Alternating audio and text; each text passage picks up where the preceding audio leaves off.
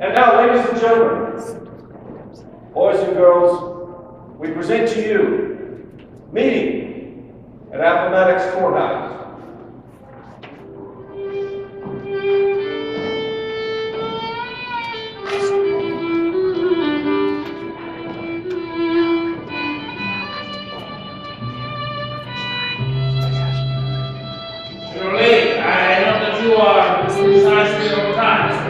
I make it one of my priorities to be punctual. I have left my staff officers on the grounds.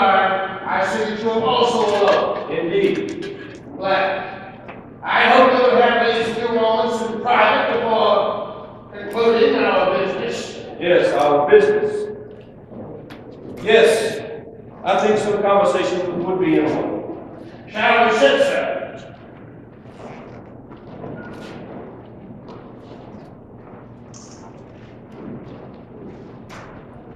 I met you once before, General Lee, time when we fought at the same time, serving in Mexico. You were with General Scott, you visited Garland's brigade, which I didn't belong. I have always remembered your appearance. I feel I should have recognized you anyway. Yes, I know that I met you on that occasion. I have often thought of it and tried to recollect how you looked. But for the life of me, I have never been able to recall a single feature. I wish to express my appreciation for the correspondence you initiated the day before yesterday, General Grant. The results of the last week must convince you of the hopelessness of further resistance on the part of your forces in this struggle. I feel that it is so, and ask of you to surrender of that portion of the Confederate States Army known as the Army of Northern Virginia. Signed, U.S. Grant, Lieutenant General. I do not agree about the hopelessness of our situation, and I submit that you may be wrong, but I completely agree, sir, that too much blood has been spilled. It is time that we finally put an end to these hostilities. My thoughts exactly. The men have fought bravely. No blame can be attached to the men. I am alone to blame for any failure. Man in charge always shoulders the blame when he loses, and the fame when he wins. Your men have also comported themselves well, General. On their behalf, I thank you, sir. I have lost many more men than I might have had the conditions of this war not been so demanding. Each brave soldier's life is precious, General, but the truth is, your northern armies have always had many more men to lose than the Confederacy had to fight. And yet there is report you have recently devised a plan to remedy your shortage of manpower. I am afraid I do not catch the drift of your meaning, sir. Come, General Lee. Our intelligence has it that you intended on using slaves as soldiers as recently as a few months ago. Your intelligence is wrong, sir. A slave will not fight for those who enslave him. My plan was not to use slaves as soldiers. My plan was to free those slaves who were trained to be soldiers. But my plan was rejected by my government. It was a bold plan. I wonder if it would have helped your cause, raw recruits. I can make a soldier out of any man with 2 arms and 2 legs, sir. But would it have made any difference? Your armies were simply too large. Only the Almighty will know for sure. The North has a much greater population to draw upon. Still, Sir, I will be frank, sir. I have lost many soldiers that, had I used other tactics, might not have died. War is not subtle. Certainly not the way you waited. Subtlety is a luxury I was not allowed. I do not complain, sir, nor do I claim I would have acted differently. President Lincoln insisted this war be drawn to a swift conclusion. Others before me had failed to do so. Mr. Lincoln sent a long line of failures to fight against me, sir. General McClellan at Antietam, General Pope at Manassas, General Burnside at Fredericksburg. Every one of those men was a foppish fool. They could not fight their way out of a paper bag. It was criminal the way they led their troops in those battles. Forever be remembered as nothing less than bloodbaths. 4 years it has gone on. 4 years. State against state, cousin against cousin, brother against brother. I know, sir. I know. And through it all, I have mainly prevailed until now. Until you, General Grant. You say you are not Southern. That is so. You have used her armies like a hammer to crush the South. I had the forces. I employed. One uses the tools one has, I suppose. Who can say what I might have done had I had the industries of war that your northern industries have been able to produce? We have no such industries in the South, sir. Oh, a few factories here and there, but surely you understand that we are a region based upon farming. Cotton and tobacco are the source of our wealth. Thank God for the tobacco. And the South makes the finest whiskey in America. There is no doubt about that. I see that our host has made some of those noble spirits available. May I pour you a whiskey, sir? I do not normally partake of whiskey, but given the circumstances, I shall make an exception. You said a moment ago that you would have used a hammer in this war had you been given one. I said I did not know whether I would have or not, but surely the resources a commander has to employ must dictate the manner in which he raises a campaign. General, I do not think you would have used a hammer if you had one. Would I not? No, sir. You would not. I have studied your methods, General Lee. I've seen you outmaneuver and outfight every general that lived in the city history. Until you. Until me. Until I brought the hammer. And I hit you with it over and over again until you had nothing left with which to hit back. And one of those hammers had a name. General William Tecumseh Sherman, a hammer I wish you had left in your toolbox, sir. Sherman. The man is less subtle than me. His orders to wage a campaign right across the heart of the Confederacy and to rip that heart out, because I knew. Once the heart was gone, it would only be a matter of time before the rest of the body would topple as well. The devastation he left in his wake is enough to stagger the mind of any sane man. He left nothing. Burned everything. Every field, every factory, every building. War is heavy. Certainly it was. That's what Sherman said. War is heavy. Yes, sir. It certainly was wherever he laid his hand to the enterprise. Still,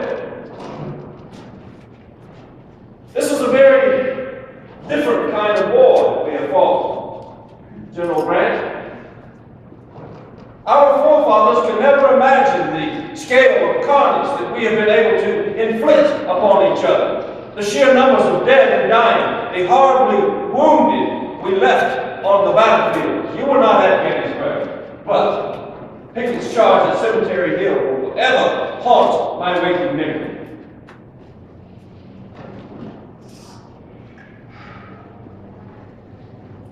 There were 50,000 men that died. Yes, in 3 days. Thus, I was not at Gettysburg, but I commanded at Shiloh. My losses at Shiloh, the newspapers would not tolerate it.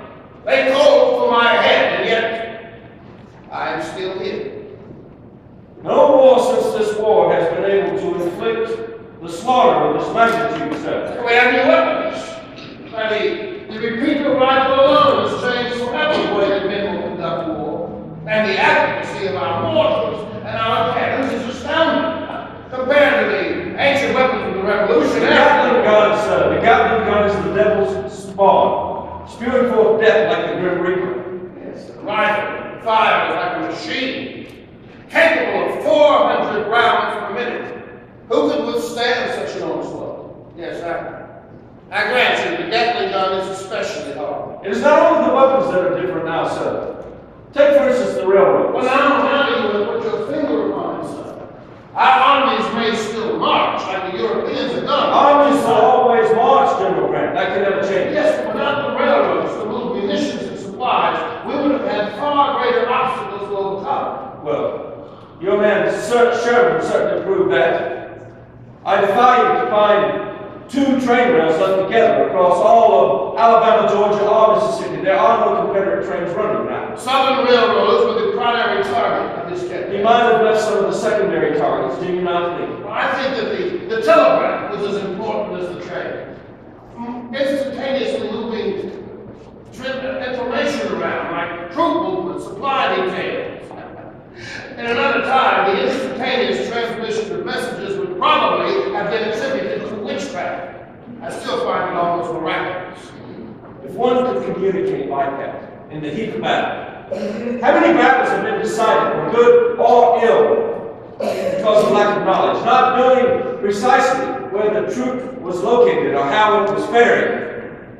But it is not only our army's weapons, sir.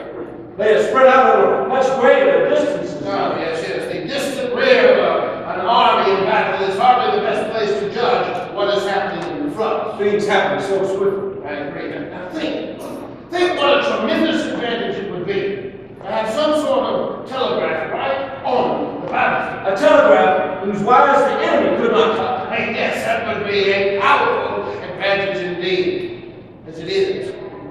During the battle, it seems only the newspapermen reap the benefits of the telegraph. It is a new day, sir. The days of lancers, gallant cavalry charges may soon be a faint memory. We have blood to kill, very well. War is hell. You, sir, you are a different breed. You understand warfare better than any officer in my command ever did. Your tools, the map and the compass. You use the horseman in your cavalry like a master chess player uses his knights. You are a strategist, not a butcher. May I ask a question, General, if you will permit a personal inquiry? You have the right to ask anything you please, sir. I reserve the right to answer. When this war began, I was made a brigadier general, although I retired from the army after the Mexican-American War, which was a fine war. Yes, a fine campaign, one I was glad to be a part of. I agree, but to my question. Sir.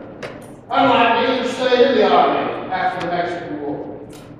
Your reputation grew to the point that it was almost legendary. Why, from the first day at West Point, it was obvious that you were destined for greatness. So much so that when this war began, President Lincoln offered you, a Virginian, command of the Union armies. I do not know about my legend, sir, but it is true Mr. Lincoln offered me the post. Then my question is simply this. Why did you turn him down? Why did you walk away from the greatest glory and honor that a military man could ever ask for? I've often wondered why you chose to fight against the country you had sworn an oath to protect.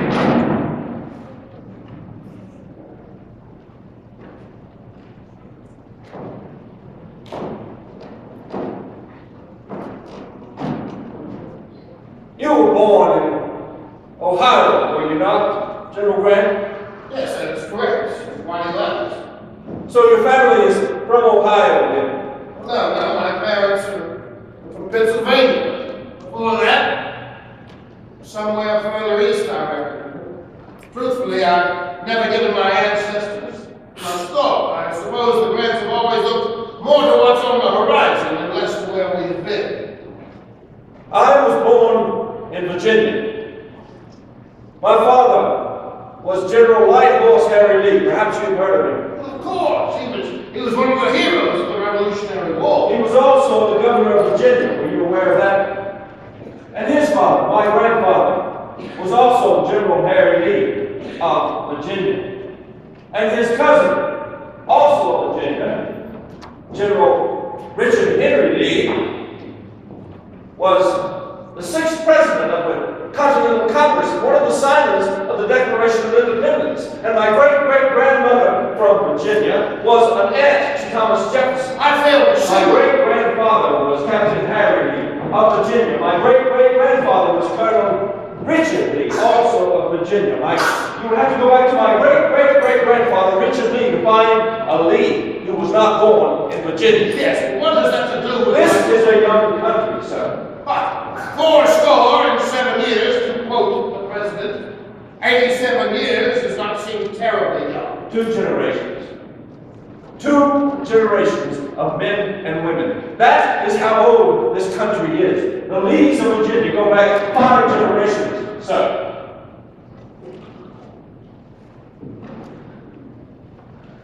I did not believe in secession. I considered it nothing less than revolution. And I still consider it to be wrong-headed, but I could no more have fought against Virginia than I could have fought against my own sons. That is why I refused religion. Make of it what you will. See, we are very different men, you and I, generally. It would seem so. We come to our destinies by a very different road, for a very different reason.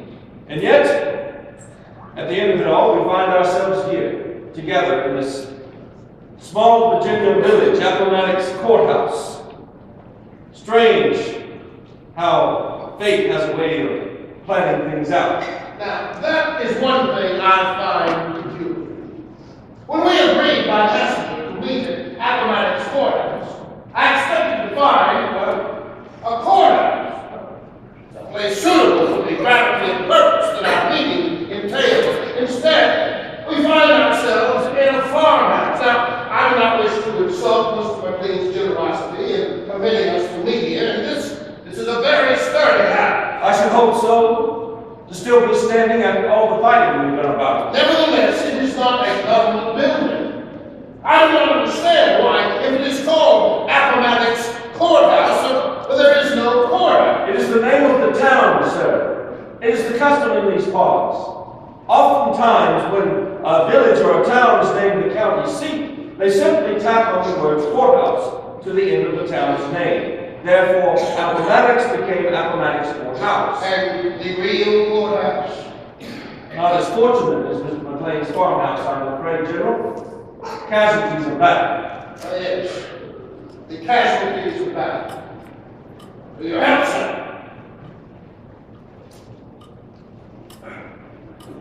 Where do you get your whiskey, sir? If I might say so, it would seem that you will need a fairly steady supply. It helps me keep a clear head. It is hard enough living in a tent, days on end, summer and winter. Whiskey serves to clarify my perspective. It allows me to survey the battlefield with a godlike eye so that I may direct my forces in the keenest manner possible. I dare say it dampens the screams of the dying as well. Yes. Yes, it does that as well. So many, so very, very many. My thirst is the unquenched thirst of the dogs of war, sir. And I thank God that he saw fit to invent this elixir. Where do I get my whiskey? Kentucky. Thankfully, as a border state, it is still possible to obtain Kentucky bourbon even in the north. Well, they do make a fine whiskey from Kentucky, sir. You know what Lincoln said about my whiskey drinking? Some powerful bureaucrat came to him grousing about my drinking. This was right after my winning some great battle. This Washington busybody complained to me that a man with my habits had no place at the head of the army. He pronounced me idle and incompetent, unfit to command men in an emergency, and he demanded my removal. And what do you suppose Lincoln said to him? Tell me what brand of whiskey that Brad drinks. I would like to send a barrel of it to my other generals. How is that to see the sense of things? President Lincoln seems to have a great ability for seeing the sense of things and to know sense from nonsense. Your president, Jefferson Davis, he is from Mississippi. Yes. I confess I do not know much about the man, though he seems a decent sort. Like me, Mr. Davis did not believe in secession, but Mississippi seceded from the Union, he followed them. He is an ardent believer in states' rights. Oh, yes, states' rights. An issue debated endlessly. Though it seems to me that the issue has now been decided. It has. You are here to surrender, are you not? That seems to pretty well put an end to the matter. Now, see here, General Grant. I did not think it... That's fine, sir. I do not spend much time on these political distinctions. Yes. I concede you do not. Mr. Lincoln presides over a union of states. Mr. Davis has the task of trying to administer to a confederacy of independent states. Southerners place great store in the rights of a state, sir. They consider that since the various states so willingly joined the Union, they could just as willingly remove themselves from that Union. Well, South Carolina certainly believed that. They were the first state to secede, and then attacked Fort Sumter to start this war. I have often been of the opinion that if South Carolina had merely restrained himself, the two countries might have been able to coexist. Another hot-headed fool would have been obliged to attack eventually. We are a hot-headed people, General. We are a hot-headed people. Now take, for instance, South Carolina. I have given it great consideration, and I think that there is something exceptional at work in the state of South Carolina. They do have a tendency to go off on their own way. Perhaps it's all of that low country, too many swamps and not enough mountains. Have you ever considered what history will make of us, General Grant? History? No, sir. The newspapers have not been kind to me. I doubt the history books will do any better. I have pondered it sometimes, in the lull between battles in my tent alone at night, listening to the sounds of the camp around me. You know, it has been said about our revolution against Britain that those were the times that tried men's souls. Certainly, that is also true of our time. But you and I, General Grant, we shall be tried in the courts of history, and there our sentence declared. I have read history books. From what I have read, I suspect that students might one day believe that you and I fought the whole thing ourselves, single-handedly, man to man. Yes. Years go by, and famous leaders tend to take on a mythical status, larger than life. Alexander the Great, Hannibal, Julius Caesar. We suppose that they possessed almost a godlike wisdom and uncanny ability and power, but the truth is something much simpler, I'm afraid. For they, like us, were simply men. Perhaps. But I think future generations will regard you as heroic, General Lee. As for myself, I suspect that I shall fade into obscurity. I am too simple a man, too simple a soldier, to let take on the robes of a hero. I will not be too sure, sir. I would have as much chance to be elected President of these United States as to ever garner more than a footnote in the history books. He won some battles. His men respected him. Still, he's not a bad advocate, as advocates go. President, eh? Well, stranger things have come to pass. Nothing as strange as that, I assure you. But I feel it is time that we conclude the business that brings us here to this courthouse. Do you agree, gentlemen? Yes, I do agree, sir. Let's be done with it. You have had the documents drawn up, I presume? All according to the terms laid out in the dispatches that we have exchanged. May I see them, please? Here you are, sir. Thank you.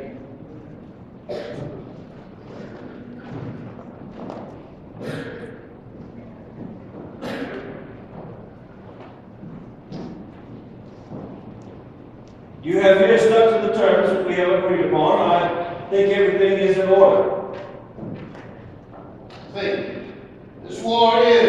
stroke of a pen, finally over. You do understand, General, that this surrender entails only the Army of Northern Virginia. I am not empowered to speak for the entire Confederacy. Other Southern forces may continue to fight, regardless of what I do here. General Lee, the Army of the Northern Virginia is, for all intents and purposes, the Army of the Confederacy. It is the only army that's fighting. Any other Southern forces amount to ragtag applicants, scattered in isolated factions. Yes. Of course, you are right. You are correct. Everything that happens from here on must be considered a mere afterthought. After this,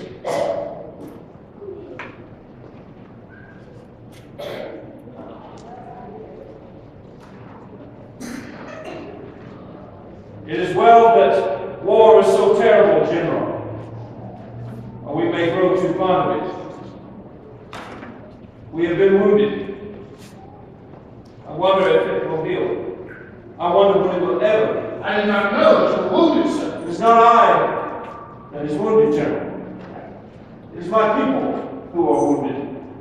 Your people are wounded as well, although in victory they may not feel it as sharply. This land, its very bones have been wounded. Blood makes the poor seed, General Grant. And the crops that spring from these blood-soaked fields will bear bitter fruit, I am afraid. And for how long? Months, years, generations. Who's to say? Now, I cannot see that far. I can only see today, and the next day, and maybe a little beyond that. But what I see are bells ringing, mothers and wives weeping for joy, children crying to see their fathers return. Children will cry for those fathers who do not return as well. Mothers and wives will weep in dark rooms for sons and husbands whom they will never see again. And when the bells cease ringing and all the prayers of thankfulness have been prayed,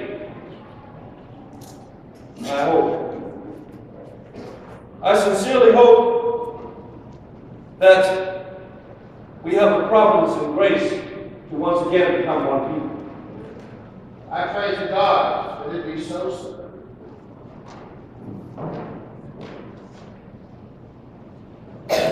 But it took many years for the wounds of war to heal. Mr. Lincoln would have likely insisted that the South be welcomed right back into the Union and would have worked hard to overcome the hatreds and the passions of war. But he was not given that chance. The surrender of General Lee's army took place on April the 9th, 1865. 5 days later, on Good Friday, April the 14th, the actor John Wilkes Booth shot and killed President Lincoln at the balcony of the Ford Theater in Washington, D.C. Vice President Andrew Johnson assumed the presidency, but he was neither as capable or as forgiving as Mr. Lincoln. In the years that followed, Northerners in their victory and in their hate took out their hatred upon the South.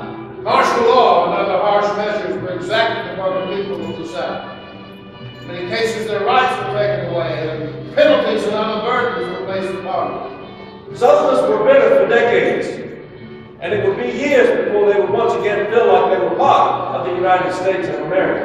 After the war, General Lee served as president of Washington College in Lexington, Virginia. When he retired, they renamed it Washington and Lee College. I was deeply honored. Although he supported President Andrew Johnson's attempts at Reconstruction, Robert E. Lee was never formally pardoned for his participation in the war, until President Gerald Ford pardoned him over 100 years later. General Grant actually did become the 18th President of the United States and served for 2 terms, although his time in office was marred with some scandal.